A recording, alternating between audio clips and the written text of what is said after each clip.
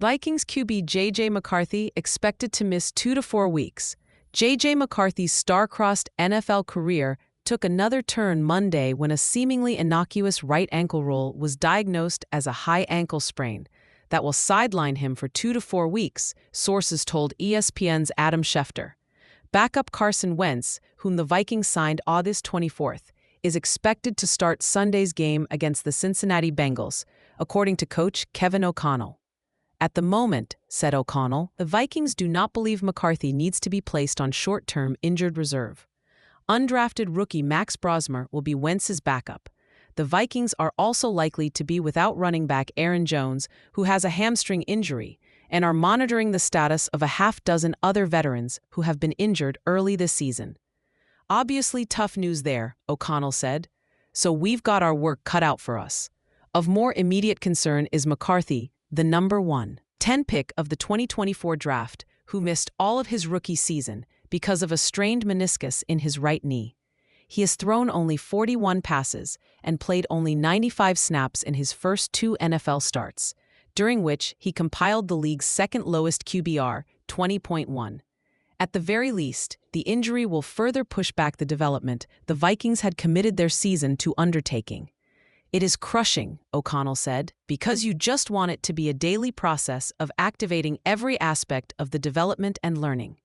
O'Connell said the injury occurred late in the third quarter of a 22-6 loss to the Atlanta Falcons on Sunday night. On 2nd and 20, McCarthy scrambled for 16 yards down the left sideline before he was tackled from behind by Falcons linebacker Caden Ellis.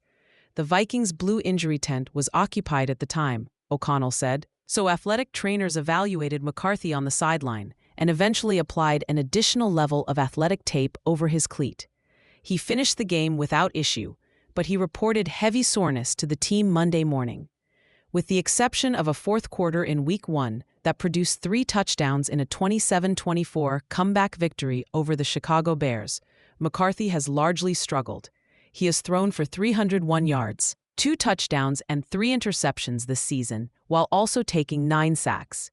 And his average of 3.35 seconds per throw, second highest in the NFL, indicates he is holding the ball as he attempts to decipher NFL defenses. O'Connell, however, said the decision to sideline him is not based on performance. Not at all, O'Connell said. In fact, it was pretty crushing this morning to hear about the injury. Look, for JJ, he's in a long process, a long journey right now where there's going to be some ups and downs.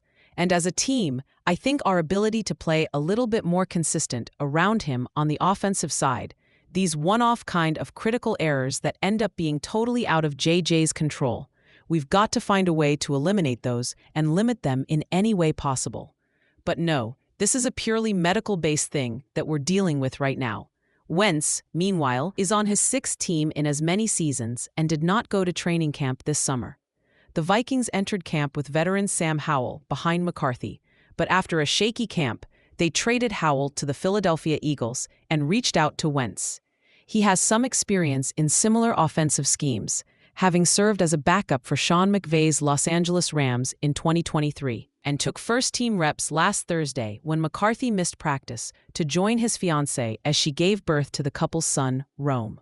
He was really impressive last week, said O'Connell about Wentz. Kind of stepping in, you felt the better presence in the command. He's really smart, a guy that's played a lot of football, and he's been able to get himself to a place where he's felt very comfortable these past 2 weeks had he needed to go in the football game. And now he'll get a week of preparation to get ready to go play.